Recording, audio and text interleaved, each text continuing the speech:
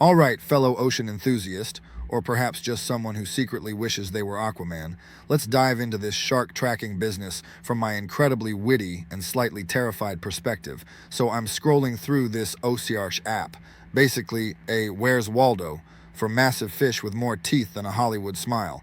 And let me tell you, Florida, you're practically a shark Airbnb. First up, we've got Murata, a tiger shark who clearly missed the memo about personal space. Last pinged on May 25th, 2025. Yeah, I'm basically a time traveler, or at least my app is up to date.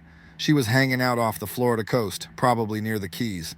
This lady is 11 feet 2 inches and a whopping 761 pounds. That's like 2 refrigerators and a small car.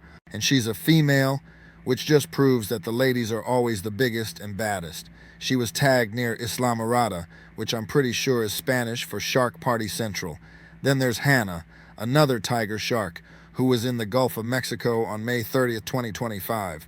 She's a mere 11 feet 11 inches and 722 pounds. Clearly, these tiger sharks are not skipping leg day, or fin day as it were. Hannah's chilling out west of Florida, probably contemplating her next seafood platter. I'm picturing her sending postcards.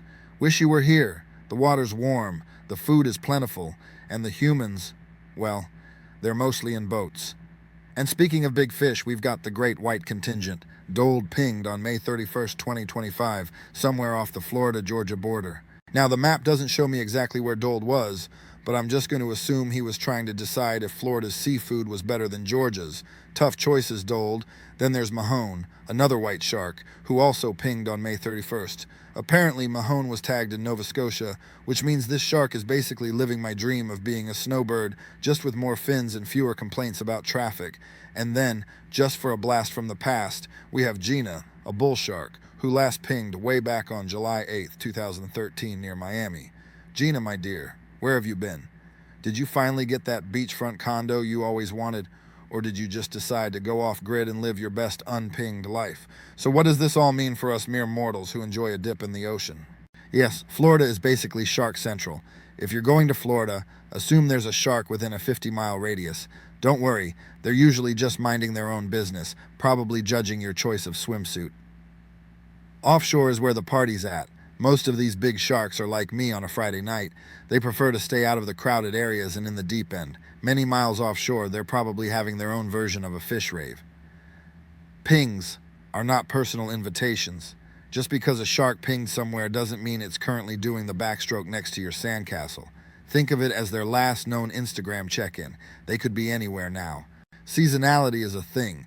Apparently sharks are like snowbirds too, migrating to Florida in the fall and winter. So if you're planning a winter escape, just know you might have some company in the deeper waters. Don't be a snack. This is the most important takeaway. While Florida might be the shark bite capital, a title I'm sure they're super proud of, shark bites are still incredibly rare. Just be smart. Don't swim alone at dawn or dusk, and maybe don't wear a seal-shaped wetsuit. In conclusion, if you're hitting the waters around Florida, just remember, the ocean is their home. We're just visiting.